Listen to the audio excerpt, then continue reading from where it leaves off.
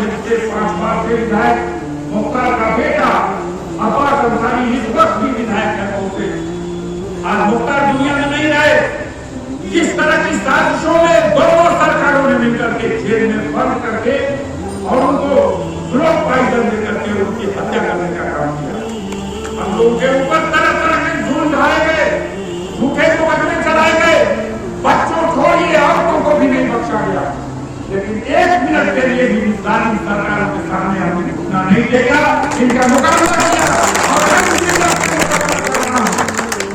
ये पापी लोग जो सत्ता में बैठे हैं, हम बिहार की जनता से अपील करना चाहते हैं, अगर इस चुनाव में बिहार ने परिवर्तन का परचम कर दिया और तेजस्वी के नेतृत्व में अगर बिहार में सरकार बनी तो यह आपका ये वोट न सिर्फ बिहार में परिवर्तन लाएगा, इसका फायदा उत्तर प्रदेश में भी मिलेगा और उत्तर प्रदेश इन पार्टियों को उठा के फेंकने में सफल होंगे।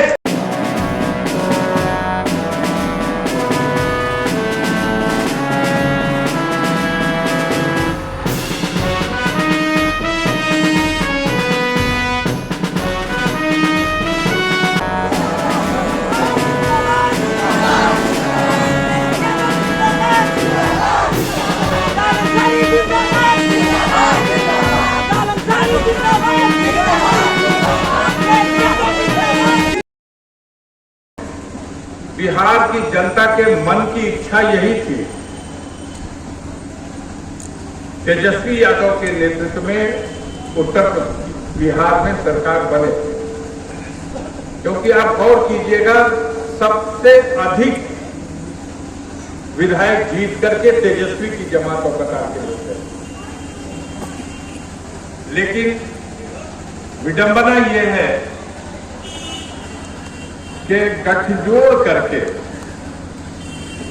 उनसे कम संख्या में जीते हुए लोग और कई लोग मिल करके एक ऐसी पार्टी को जो तीसरे और चौथे नंबर पे उसकी गिनती है, उसको बिहार का मुख्यमंत्री बनाया, उसके नेतृत्व में सरकार बनाया। 5 साल हो गया सरकार चलते हुए।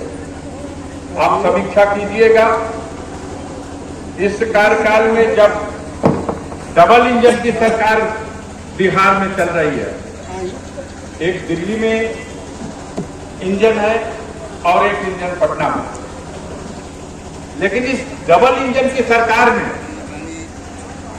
आज जो बिहार के साथ साथ पूरे देश का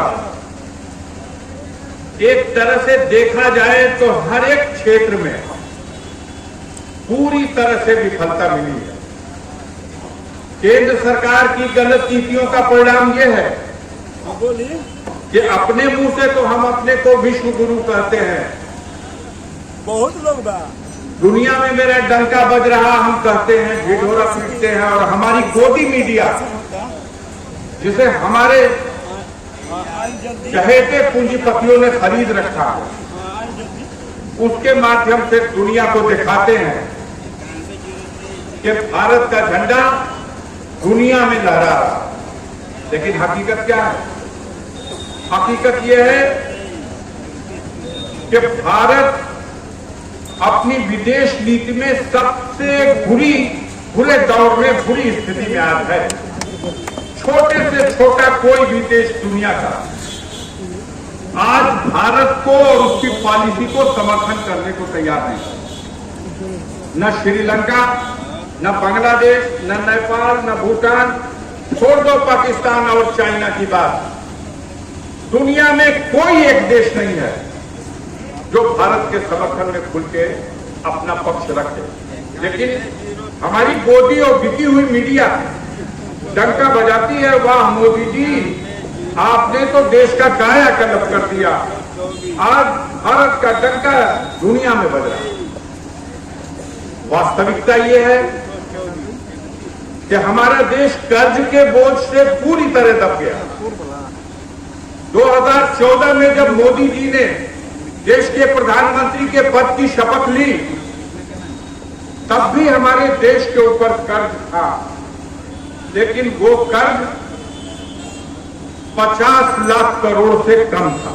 49 लाख करोड़ से भी कम। और ये कर्ज जब देश आजाद हुआ 1947 में और तब से 2014 के मध्य जब भी देश को किसी संकट काल में आवश्यकता पड़ी है तो देश को कर्ज लेना पड़ा और वो बढ़ते बढ़ते उसको चुकाते और बढ़ते 49 लाख करोड़ रुपए के आसपास था। मोदी जी ने देश की जनता को सपना दिखाया कि एक बार अवसर दीजिए, हम ऐसा गुजराती मॉडल लाएंगे कि देश को कर्ज मुक्त कर देंगे, देश के ऊपर ये कर्ज का जो बोझ है इसका पाई पाई चुकता कर देंगे। हम आपके बीच में इस तथ्य को बचाना चाहते हैं कि मोदी जी 2014 में शपथ लेकर के आए, इस विश्वास के साथ आए कि हम देश जो कर्ज से डूबा हुआ है इसको उबार देंगे, महंगाई पर नियंत्रण पा लेंगे। जो पेट्रोल 62 रुपए लीटर और जो डीजल 55 रुपए लीटर बिकता है, इसे बाबा रामदेव पता नहीं बिहार में देखे जाते हैं या नहीं, वो बाबा रामदेव ने सरकार की तरफ से विश्वास दिलाया था कि 40 रुपया का नीचे पेट्रोल हो जाए, अब 30 रुपया लीटर डीजल बिकाई। याद है आप लोगों को कि नहीं याद? उस समय 64 रुपया गिनने के बाद $1 मिल जाता था अमेरिका का। लेकिन मोदी जी ने देश को उस तरक्की की बुलंदी पर पहुंचा दिया कि आज 87 रुपया गिनने के बाद आपको $1 मिलेगा। देश पे कर्ज का बोझ जो पहले 49 लाख करोड़ रुपया था, आज 205 लाख करोड़ रुपया हो गया। भारत के हर नागरिक पे लगभग 4,85,000 रुपए का कर्ज है और हम कहते हैं कि हमारा डंका बज रहा है, हम विश्व गुरु बन चुके हैं। झूठ बोलने में जरूर विश्व गुरु है, लेकिन चुनाव के बाद मैं फिर इस क्षेत्र में आऊंगा। हमें पूरा भरोसा है, पूरी उम्मीद है कि बड़े हौसले के साथ लालू प्रसाद जी ने इनको टिकट दिया है। तेजस्वी यादव ने मुझसे पर्सनली कहा है इसकी मदद के लिए जाइए, और अगर कोई मेरा भाई मेरा साथी किसी वजह से उसके मन में न भी समा रहा हो तो इसके चेहरे में मेरा चेहरा देख लेना और अपना वोट इंसान का दबा करने भाई को